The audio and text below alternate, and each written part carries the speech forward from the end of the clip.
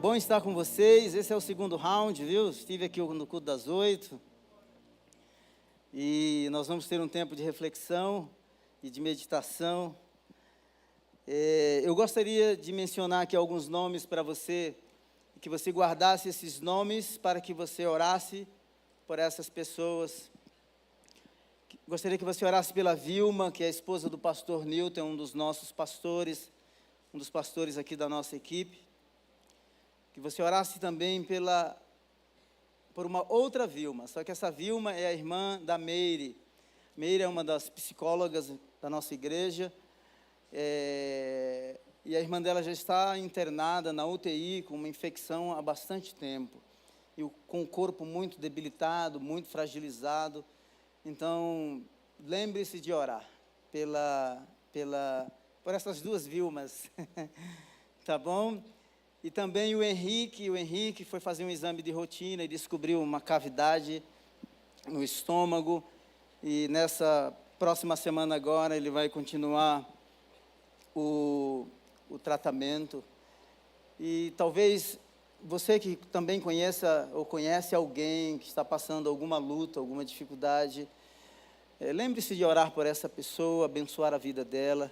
Você pode usar o telefone para fazer uma ligação, para gravar uma oração e orar por essa pessoa. Pode orar mesmo, sabe? Gravar a oração e enviar, e você vai receber assim um feedback muito positivo. Certamente que a pessoa que receber a oração vai amar, e aí a gente cria um movimento de oração desse jeito, não é? Então faça isso. Tem muita gente sofrendo. Bom, me deixa introduzir aqui um assunto para vocês. O tema dessa noite é: a igreja tem dono. Não é? Você sabe disso? Graças a Deus, né, Iva? Amém. Aí, tem uma crente na Igreja Batista do Povo. Nós que estudamos antropologia missionária, é um nome bem difícil, e dentro da antropologia você procura compreender a comunicação dentro de cada contexto cultural. Cada povo, cada grupo tem os seus costumes, os seus hábitos e assim por diante. E tem um livreto muito interessante, chama-se o Evangelho 3D. O Evangelho 3D procura entender o Evangelho no contexto de três principais abordagens culturais. Isso é interessante e apaixonante, esse assunto. E se você assistiu o Alto da Compadecida, eu não estou desviado não, viu? Se você assistiu o Alto da Compadecida, o primeiro, eu passo na minha aula de missões, já faz tempo que eu não passo, mas se você quiser entender cultura brasileira, e eu chamo de brasilidade, se você assistiu o Alto da Compadecida, você vai perceber como que essa relação entre o mundo físico e o mundo espiritual, quando os deuses, não é, estão irados. Qual que é a ideia? É oferecer um sacrifício para que aquele Deus ele se acalme. Você já viu isso em algum lugar? Então, é normal. Às vezes a pessoa oferece na encruzilhada ou na cachoeira o despacho, ou paga a promessa para os santos X, Y, Z e assim por diante. Nós chamamos no Evangelho 3D, ou nessas três abordagens culturais, essa é uma cultura que a gente chama de cultura de medo e poder. As pessoas têm medo, ficam amedrontadas, então elas querem apaziguar esse Deus. Um segundo aspecto da cultura, que certamente é muito mais comum, que é a cultura da inocência-culpa. Ela é muito normal no Ocidente. Ou seja, se você cometeu uma infração, então, por exemplo, você passou no sinal vermelho, aí chega a multa, o que é que você faz? Você leva o pontinho na carteira, você paga a multa, liberado, certo? E isso aí pode escalonar de tal maneira que você pode ter a sua carteira cancelada, revogada, não é verdade? E o terceiro aspecto cultural, e todos eles estão predominantes, todos eles aparecem em todas as culturas do mundo, mas, obviamente, que, por exemplo, inocência-culpa, prevalece muito mais no Ocidente. Se você analisar as culturas asiáticas, principalmente Índia e outros países, a cultura do medo e poder um povo mais animista, partes da África e assim por diante. Quando você observa o terceiro aspecto, que é honra, desonra, na Ásia, principalmente, por exemplo, um exemplo mais próximo da nossa realidade, se você conversar ou certamente você já ouviu algum relato de japoneses ou coreanos que se suicidaram, tiraram a própria vida, porque de repente não chegaram a atingir as suas metas ou objetivos de vida, principalmente filhos que às vezes não conseguem honrar os pais dentro de um programa de vida, ou de um projeto, de um propósito de vida que fizeram. Então, eles entendem assim, que não é simplesmente o fato de desonrar, não é? A cultura de honra, desonra, para aquela família, aquela pessoa, ela é uma vergonha. Ela não simplesmente envergonhou, mas foi além. Ele assim, eu sou uma vergonha para aquela família. E qual a maneira de redimir essa vergonha? Tirando a própria vida.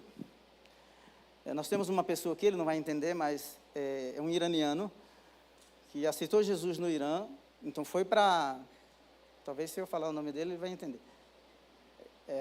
Ele foi para a Turquia, hoje está aqui conosco.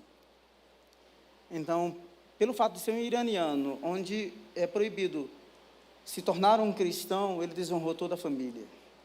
Se ele fosse deportado da Turquia para o Irã, ele seria ou preso ou decapitado. Por quê? Porque provocou vergonha. Na Bíblia, nós percebemos isso, por exemplo, na parábola do filho pródigo. Parábola do filho pródigo, a cultura da desonra está muito presente e muito viva.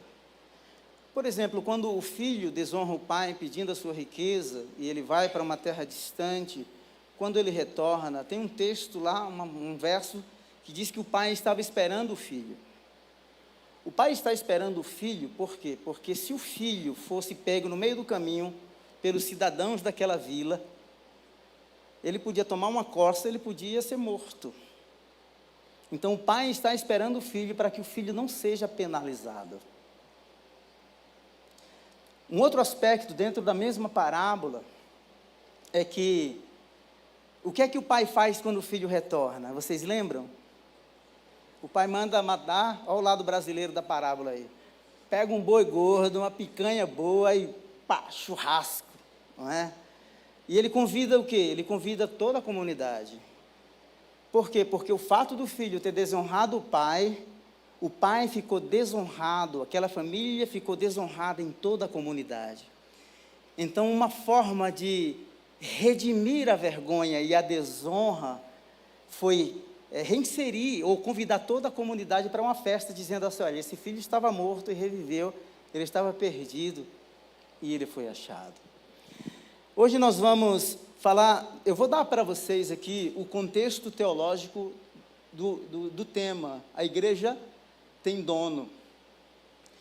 Mas para que nós entendermos de maneira muito mais profunda o amor ou a grandeza desse Deus, ou a soberania desse Deus grande e poderoso, é necessário que a gente entenda o contexto, a situação em que vivíamos. E certamente entendendo essa situação e o contexto em que vivíamos, nós vamos compreender de maneira muito mais profunda o amor desse Deus. Amém? Por exemplo, quando lemos João 3,16, porque Deus amou o mundo de tal maneira. Quem amou? Deus amou. Lembra que na cultura de medo e poder, os deuses, quando ficam irados, é o ofertante, é a pessoa amedrontada que tem que oferecer a oferta. O contexto bíblico é totalmente diferente. É o Deus Pai quem envia, porque Ele percebe que em mim e em você não há mérito nenhum para agradá-lo. Nós somos meros pecadores, distantes dEle, separados de Deus, separados da fonte de vida. Então, É o próprio Deus que toma a iniciativa de enviar o seu próprio Filho. Um dos aspectos, talvez eu demore uns 20 minutos para dar para você, e o texto que eu vou pregar é Atos capítulo 20, a partir do verso 21. Tá? Então eu vou falar que Jesus, ou a igreja, tem dono primeiro. Me deixa adiantar aqui. Porque Jesus cria uma comunidade. Porque Ele compra esse povo. E porque Ele cuida desse povo. Ok? Então, Ele cria, Ele compra e Ele cuida. Olha só, 3 Cs. Bem pedagógico aí para você. Então, veja só. A primeira coisa a ser dita sobre a morte de Jesus é que ela é a suprema revelação do amor de Deus. Por que ela é a suprema revelação do amor de Deus? Porque há milhares de anos de história que Deus havia prometido, lá em Gênesis 3, que nasceria um da semente da mulher. A cruz é a expressão extrema do amor de Deus. Aquela cruz que Jesus carregou, ela pesava provavelmente 120 quilos. Aquela coroa de espinho que colocaram, tem um apologeta chamado Josh McDowell, ele disse que aquela coroa provavelmente foi feita com um tipo de espinho chamado cardos do Líbano. Ele é tão resistente, tão forte, que provavelmente quando colocaram na cabeça de Jesus, perfurou a cabeça dele. 120 quilos, peso daquela cruz. Cidadão romano jamais seria penalizado numa cruz. Jamais. A punição na cruz era para estrangeiros, não para cidadãos romanos. Então, por exemplo, quando a gente lê Romanos capítulo 5, verso 8, o texto diz assim: Deus prova o seu amor para conosco, em que quando ainda éramos pecadores, Cristo morreu por nós. A cruz é a maior expressão do amor de Deus. Maldito seria aquele que fosse pendurado no madeiro. Deus prova o amor dele. E a prova evidente e clara é que ele envia o seu filho inocente, justo, sem culpa, puro, santo, para morrer no lugar de pior vergonha, pendurado numa cruz. E maldito seria aquele que fosse pendurado no madeiro, que fosse pendurado numa cruz. Então ele se tornou maldição por mim e por você, como prova do amor de Deus.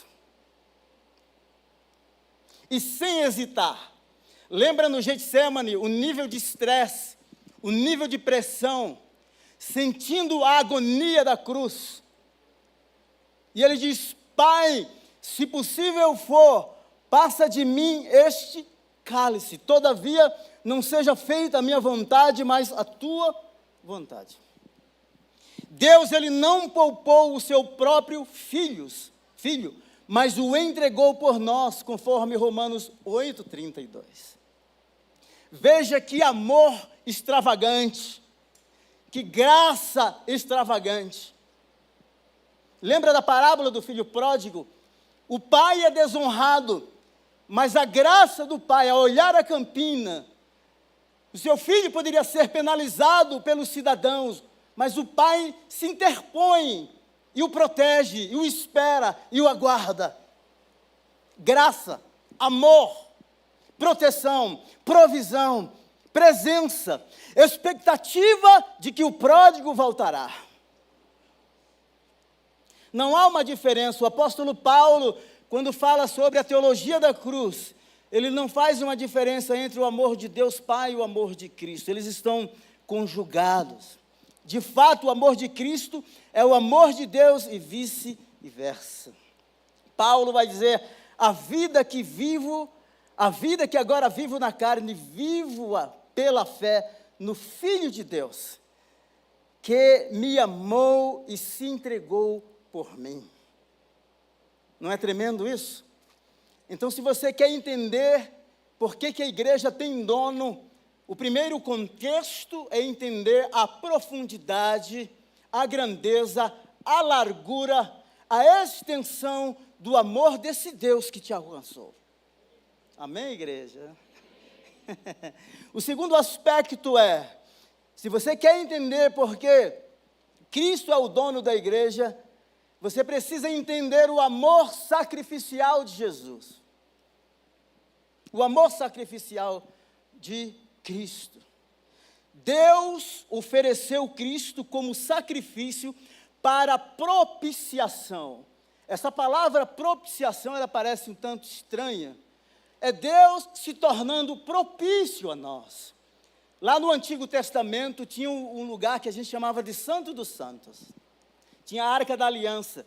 Dentro da Arca da Aliança tinham 2 anjos, que simbolizavam, na tampa da Arca da Aliança tinham 2 anjos, que simbolizavam a presença divina naquele lugar. Os pães da proposição estavam dentro, e as tábuas da lei, falando da aliança do povo de Israel com o Deus que os havia tirado do Egito. Todos os anos, ou uma vez por ano somente, o sumo sacerdote pegava um animal sem defeito, escolhido a dedo, passado por uma inspeção muito rigorosa, para que no dia da expiação, aquele animal fosse sacrificado e parte do sangue fosse aspergido pelo sumo sacerdote, ou fosse derramado, não é? Ali na tampa.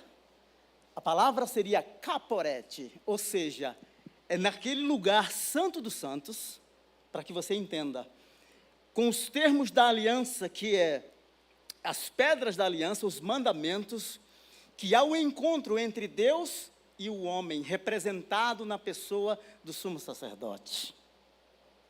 Jesus, quando ofereceu-se a si mesmo a Deus, como um sacrifício, como uma oferta ao Deus Pai, há um reencontro de uma humanidade pecadora, pecaminosa, que estava separada na cruz do Calvário, quando ele abre os braços e pronuncia uma palavra grega chamada tetelestai, que diz assim: tudo está pago. Ali há um encontro do Deus eterno, do soberano, na pessoa do seu Filho, com uma comunidade, com um povo que estava separado, injusto e pecadores, agora reconciliados com Deus através de Jesus Cristo.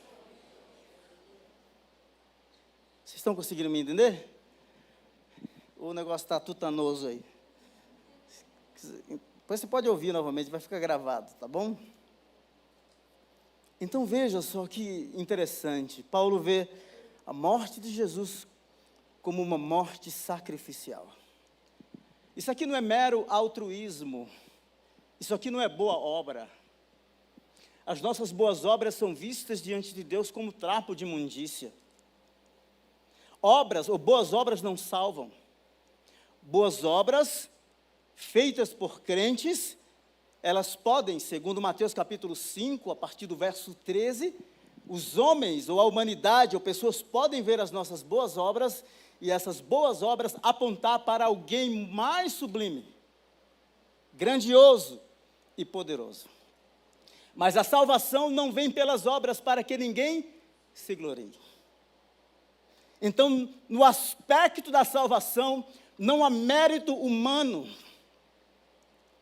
No aspecto da salvação, por mais sacrifícios, boas obras que a humanidade, o ser humano, o pecador tem de fazer para tentar aplacar a ira de Deus, e Deus estava irado, porque nós merecíamos a morte, nós merecíamos a condenação eterna, mas toda a ira de Deus cai sobre a pessoa do seu Filho, Jesus.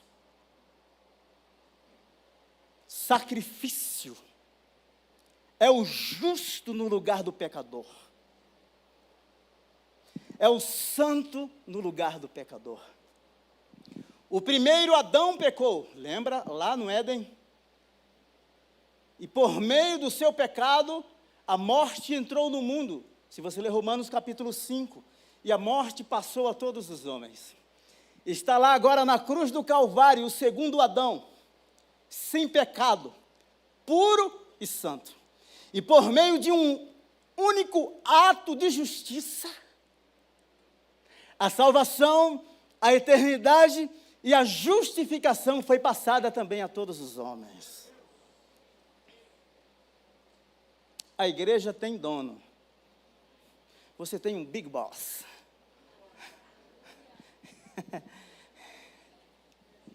Sacrificial. A morte de Jesus foi uma morte sacrificial.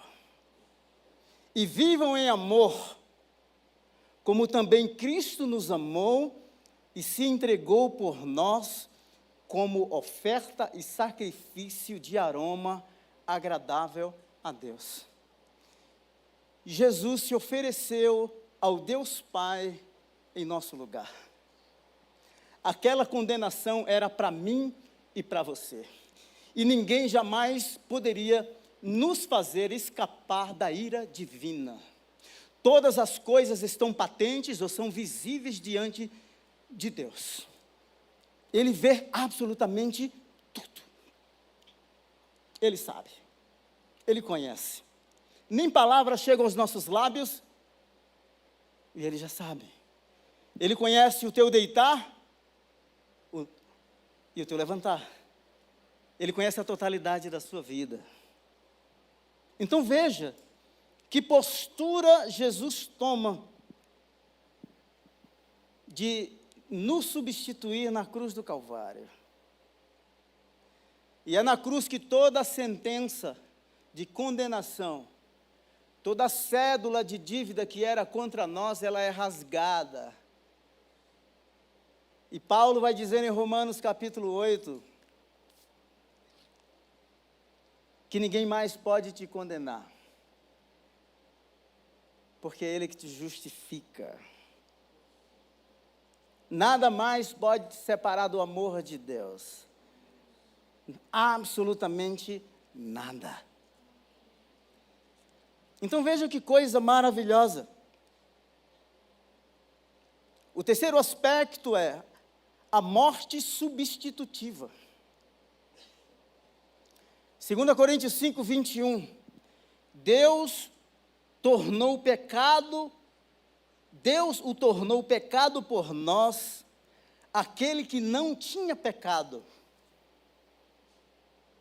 para que nele nos tornássemos justiça de Deus.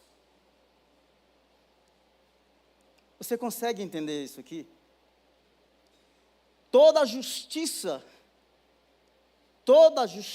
de Deus foi feita na pessoa de Jesus Cristo.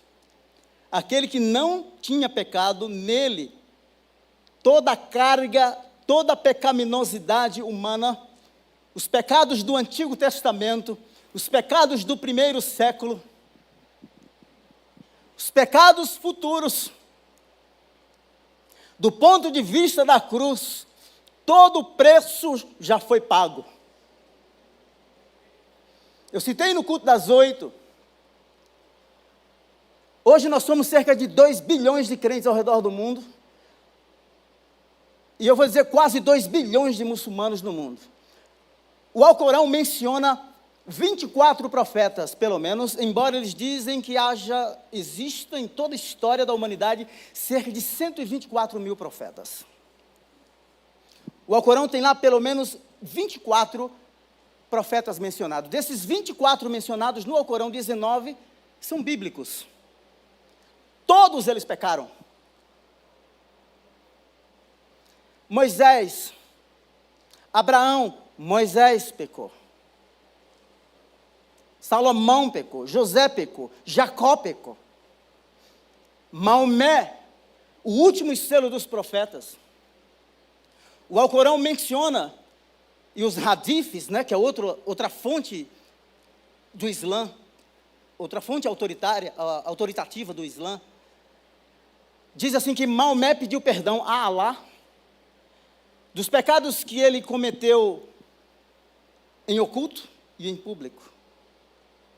Os pecados que ele cometeu no presente e os pecados que ele cometeria no futuro. Então, todos os profetas mencionados no Alcorão pecaram. Mas o Alcorão, na Surata 19 e na Surata 3, que são os capítulos do Alcorão, quando o anjo Gabriel aparece para Maria, a mãe de Jesus, né? Quando eu falo mãe, eu estou dizendo mãe da natureza humana de Jesus. Pode dar um BO teológico, né? Dependendo daquilo que eu falar. Então, só para você segurar os seus, a sua alma aí um pouquinho. Sabe o que é que o anjo Gabriel diz assim, quando aparece para ela? Eis que eu te concederei um filho imaculado. Eis que eu te concederei um filho santo. O único profeta que intriga todos os teólogos islâmicos, sem pecado, e há uma concordância entre todos eles, é a pessoa de Jesus. Aquele que foi feito maldito por nós. Aquele que toma forma humana, que é pregado no madeiro. Por quê? Porque o cordeiro, para ser sacrificado e oferecido em favor do pecador, tinha que ser um cordeiro sem mancha, sem pecado. Olha só, sabe uma ilustração que eu gosto muito? É quando as autoridades judaicas pegam Jesus e levam para Pilatos. Você lembra dessa cena? Ali eles fazem uma pesquisa, eu vou chamar de boca de urna, né? Quem que morre e quem que é solto. Não foi isso? Pesquisa assim. Crucifica Jesus e solta Barrabás. Não era essa?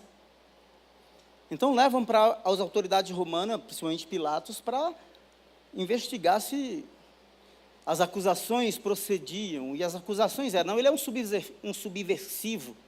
Ele está conspirando contra Roma. Ele está se fazendo rei. Ou o negócio é o seguinte, a imprensa aí está dizendo que ele está fazendo muitos milagres. E havia todo um contexto de movimentos messiânicos naquela época. E Pilatos chega diante da multidão, furiosa, e diz assim, olha, eu não vejo nenhuma razão para que esse homem seja condenado. Estava ali diante de Pilatos os gentios e os judeus. E Pilatos está dizendo assim, eu lavo as minhas mãos. O que Pilatos está dizendo é, o cordeiro é puro, o cordeiro é santo, pode sacrificá-lo em favor da humanidade.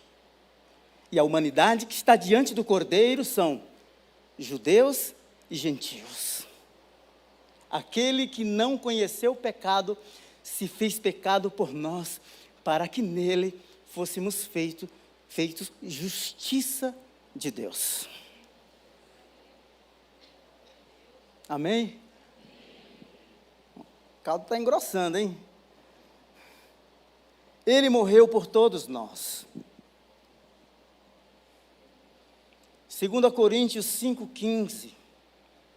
E ele morreu por todos, para que aqueles que vivam, já não vivam mais para si mesmos, mas para aquele que por eles morreu. Na cruz, Jesus tomou posse de você. Ele se apropriou da sua vida. Na cruz nasce uma nova humanidade. Na cruz é formada uma nova raça, um novo povo, que não é gerado pela vontade humana, mas nascidos de Deus. Me deixe falar uma coisa aqui, eu estava refletindo, falei assim, fala ou não fala? Mas eu vou falar. Me deixe dizer uma verdade que Karl Marx disse. Quando Karl Marx, ele disse que proletariado estava sendo explorado e sofrendo injustiça, na verdade ele estava correto dentro do contexto do século XIX. A Revolução Industrial estava acontecendo. Muitas pessoas haviam deixado o campo e foi para a cidade. As horas de trabalho eram intensas, 12, 14, 16 horas de trabalho. A situação era deplorável. Mas me deixe dizer para você, até aí tudo bem. O que Marx está dizendo é, o estado que essa humanidade está, esse povo está, não é um estado justo. Estava certo. Mas errou grave em propor a solução. Enquanto Marx propõe uma solução através de uma revolução entre a massa, ou os pobres, ou os explorados, contra a burguesia, e dessa revolução surgirá um novo mundo, um paraíso na terra. Através do quê? De uma guerra. Através de um conflito. Então Marx, ele identificou que o estado das pessoas não era bom. A imagem de Deus é ferida quando o ser humano é explorado. A imagem de Deus no indivíduo, por mais deplorável que seja o estado dele, o sofrimento humano toca o coração de Deus. Se você ler Êxodo capítulo 3, quando Faraó está oprimindo o povo de Deus no Egito, o texto diz que o sofrimento sobe até os céus, comove o coração de Deus. E o texto vai dizer assim, que Deus desceu para livrá-los. Por isso, cuidado com injustiças, cuidado com exploração.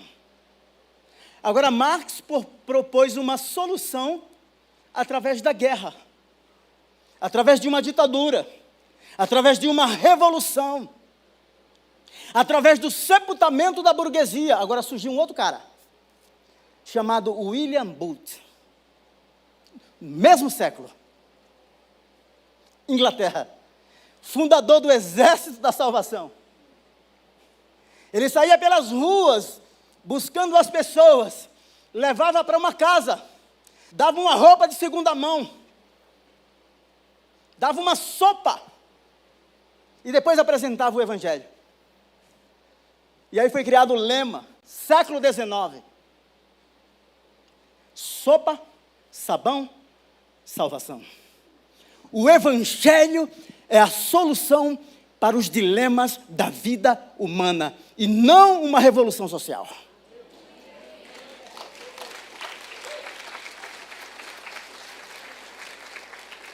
Então não seja socialista, esperando um paraíso na terra, pagando de burguês. Viva o Evangelho.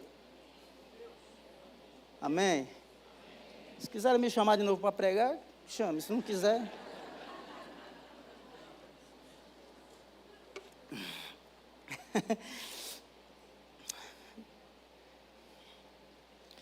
O quarto aspecto é a morte propiciatória de Jesus.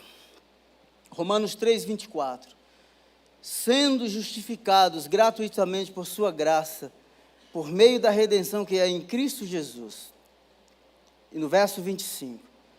Deus o ofereceu como sacrifício para propiciação mediante a fé pelo seu sangue, demonstrando a sua justiça. Deus demonstrou a justiça. É um Deus que está irado. A humanidade precisava ser julgada. E o filho sofre tudo. E é o pai que envia o seu único filho.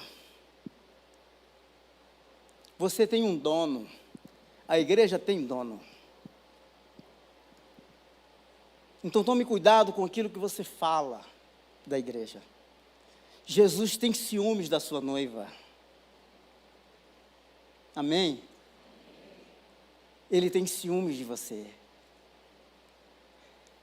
Deus conhece o preço de maneira muito profunda. que Ele mesmo pagou por você. Quando Jesus diz tudo está pago na cruz, a própria natureza se revolta. Há uma escuridão na terra.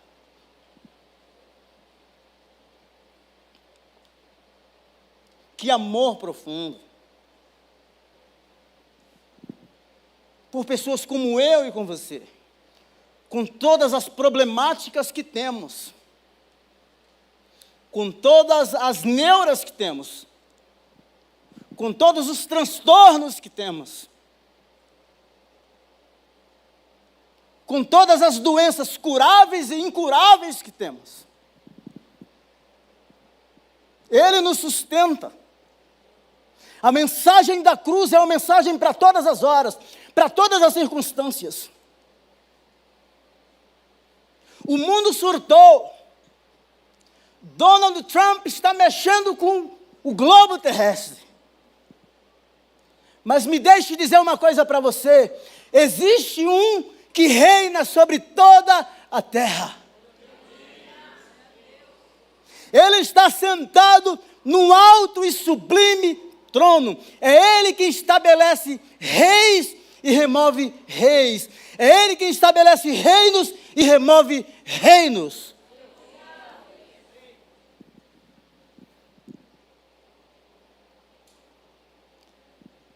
E o último aspecto é o aspecto da morte redentora de Jesus. O outro objetivo da morte de Cristo é a redenção. Tem uma pessoa na nossa equipe que gosta muito das palavras, é o pastor Robério. Pregador para as grandes massas, direto da Bahia para o mundo, hein? Internacional.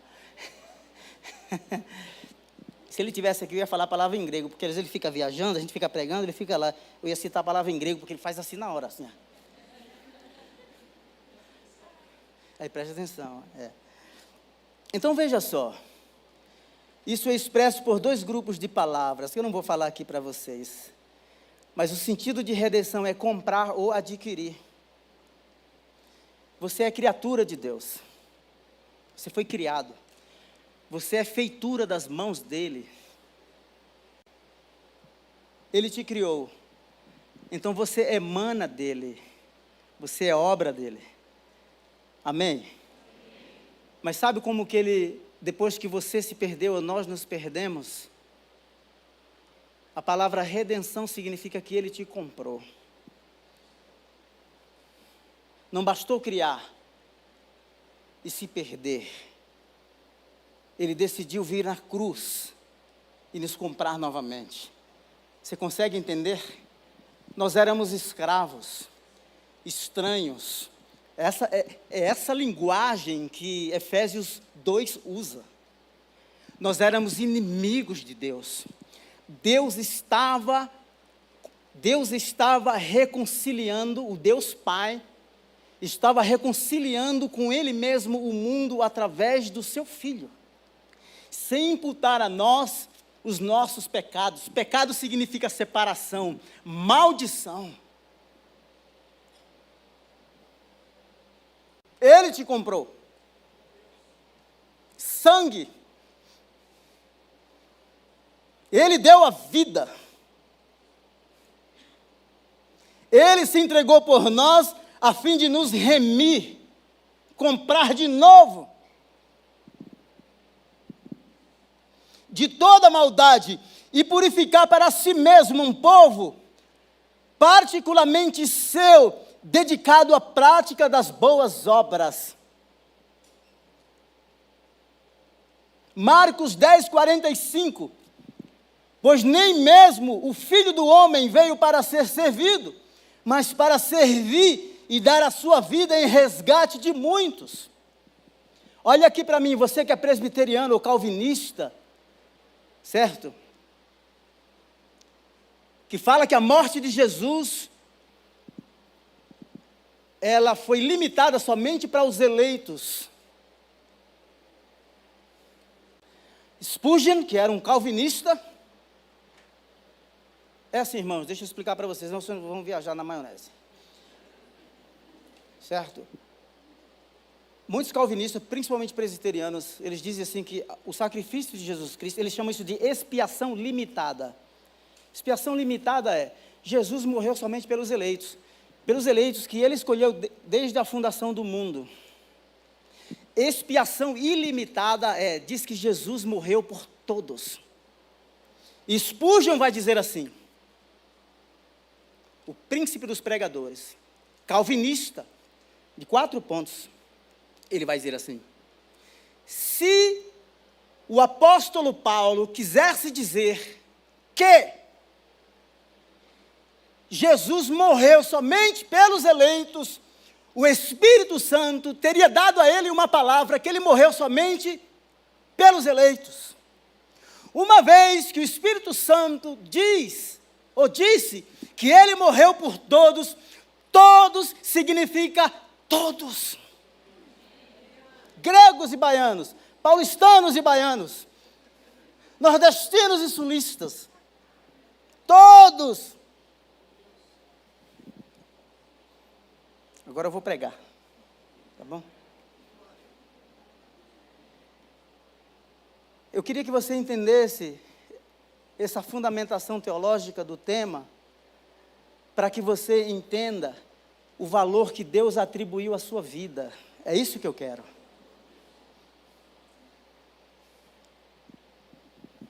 Amém? Nós éramos escravos. Em nós não havia bem algum, Romanos 3. Os nossos pés caminhavam para a violência. Os nossos caminhos eram caminhos de destruição e de miséria. Não havia nenhum justo, não havia nenhum sequer. Todos se extraviaram. Mas Deus se interpôs. Ele veio, uma ponte foi criada. O justo, o servo, o santo, o puro, diz assim: eu vou pagar o preço. De tal maneira que agora ninguém mais pode nos separar dele. O elo, o vínculo é muito forte. E agora ninguém mais pode te condenar, apesar de todas as tuas falhas, porque diante do tribunal, sentado na cadeira de réu, ele te absorveu e ninguém mais pode te condenar.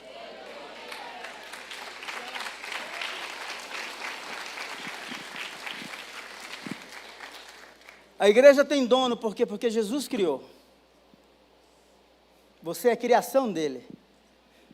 Não importa a cor da sua pele. Não é uma revolução que segrega, que separa. Ele coloca diante da mesa dele judeus e gregos. Efésios, Gálatas 3, 28, Atos capítulo 10, capítulo 11, Atos capítulo 15. Tudo isso fala de que de ambos os povos ele fez em Cristo nasceu uma nova humanidade. É por isso que a gente não pode ser levado por qualquer vento de doutrina, ou qualquer movimento filosófico, ideológico. O PIB caiu, surta todo mundo, que história é essa? Deus cuida de você. Lembra de Elias? Senhor, mataram os teus profetas, destruíram os teus altares, só eu fiquei, a última Coca-Cola do deserto. O Senhor está dizendo, baixa a bola, eu tenho 7.000 que não dobraram seus joelhos a Baal. Lembra de Moisés lá dentro do Egito? Faraó, genocídio, mata todo mundo. Então ele estabelece uma lei para que as parteiras, quando chegassem para fazer o parto das mulheres grávidas hebreias, judias, é o seguinte: se for menina, deixa nascer. Se for menino, degola. Aí quando elas chegavam lá, olha, as mulheres hebreias, elas são muito viçosas, elas dão a luz muito rápido. Lembra mulheres egípcias. E as crianças, quanto mais Faraó pressionava, mais o povo crescia.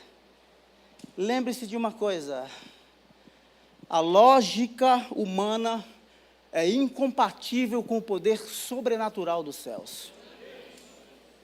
Me permita dizer assim, tem uma frase que Djavan usa, não é? Eu vou citar só essa frase, viu? Mais uma vez, não estou desviado não, tá bom? Mas ele não usa uma frase para ser exato, ele diz que o amor não cabe em mim, não é?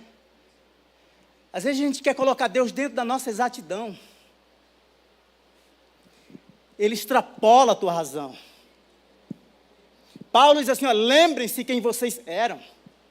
Vocês não eram nobres segundo os padrões do mundo. A régua não é o mundo. A régua não é USP, não é GV, ok? Faça tudo o que você puder, mas a régua é o reino de Deus. A régua é o reino de Deus.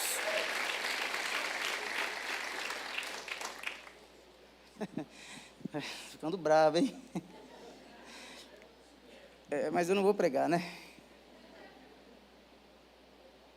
Olha só. Então ele criou, em Atos capítulo 20, verso 21, ele diz assim, ó, a última parte, que eles precisam converter-se a Deus com arrependimento. A conversão é a volta. Tem uma frase em inglês que soa melhor, é um U-turn. É uma volta abrupta. Você está indo numa direção, então Deus te chama e você se volta para Ele. E aí você ingressa, você coloca o pé numa nova jornada. É uma nova vida, novos princípios, novos valores. O reino de Deus não é dessa terra. Eu vou falar uma coisa, não vou conseguir pregar tudo, que já tenho 5 minutinhos, mas me deixa dizer uma coisa para você. Eu gravei um videozinho curto hoje, dizendo que nós estamos voltando à barbárie. Nós estamos voltando às cidades muradas. Estamos separando cidades muradas, era assim. Paulo diz assim, olha, devemos pregar tanto a gregos como a bárbaros. Gregos eram intelectuais, certo? Bárbaros eram um povo bárbaro que não sabia ler, que invadiu Roma. Não vou entrar nos detalhes porque não dá tempo. Então a gente está voltando à cidade murada, à barbárie. Ridículo. Todo mundo agora querendo construir muro. Em 1989, lembra quando o muro de Berlim foi derrubado? Eu tenho uma foto que diz assim, aquela parede sendo derrubada, que ali era o final, era o colapso da Guerra Fria. Era o fim do comunismo. Agora nós vivemos num mundo global, um país dividido, capitalistas e socialistas de um lado e de outro. Que ideologia do inferno é essa que segrega, que separa, que divide? Olha o que o reino de Deus faz. E todo mundo querendo invadir. China querendo invadir Taiwan. Donald Trump querendo a Groenlândia. Todo mundo.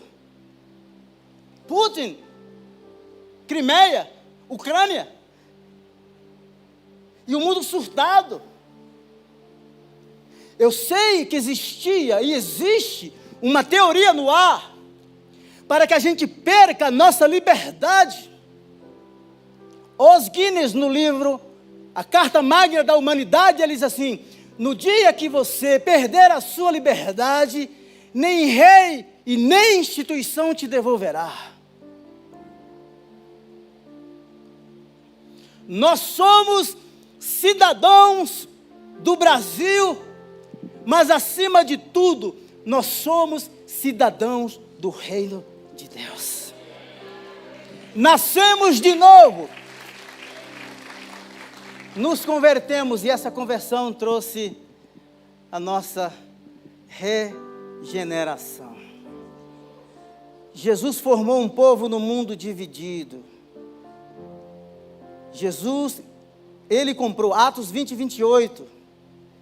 Cuidem de vocês mesmos e de todo o rebanho sobre o qual o Espírito Santo os colocou como bispos para pastorearem a igreja de Deus, que Ele comprou com o seu sangue.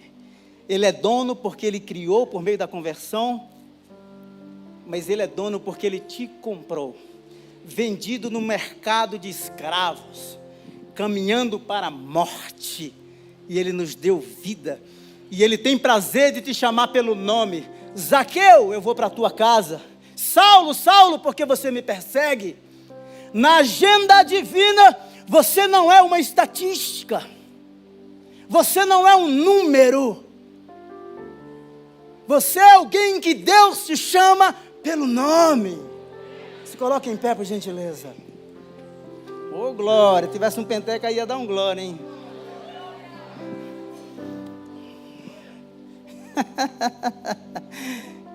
Pai, muito obrigado por essa noite. Obrigado. Obrigado por tua graça, obrigado por teu amor. Que essa identidade, ela se torne a cada dia muito mais definida, muito mais clara. Assim como o Senhor nos criou como um novo povo, porque antes nós não éramos povo, mas o Senhor agora nos fez povo, ovelhas do seu pastoreio. O Senhor nos comprou por meio do seu Filho Jesus, não com coisas perecíveis, mas com o precioso sangue do Cordeiro. Obrigado por cuidares de nós de maneira tão especial, de tal maneira que um dia o Senhor mesmo apresentará ao Pai o galardão da sua obra, o fruto do seu trabalho, e Ele apresentará ao Pai a noiva sem mancha, sem mácula e sem rugas, perfeita. Louvado seja o nome de Jesus. Amém. Glória a Deus. Você pode aplaudi-lo, aplauda. Obrigado, Senhor. Obrigado por tua graça, obrigado por teu amor e tua fidelidade. Se você não conhece Jesus e ouviu, não é, todo esse conteúdo aqui, você quer fazer uma oração de decisão, dizer assim, não, esse pastor falou desse Jesus de um jeito diferente aí, eu quero entregar minha vida para esse Jesus. Você pode vir aqui, eu vou ficar aqui te esperando e eu quero orar por você e que você tenha uma semana abençoada, cheia da graça do Senhor. Vão em paz, Deus abençoe. Inscrições do Summit abertas.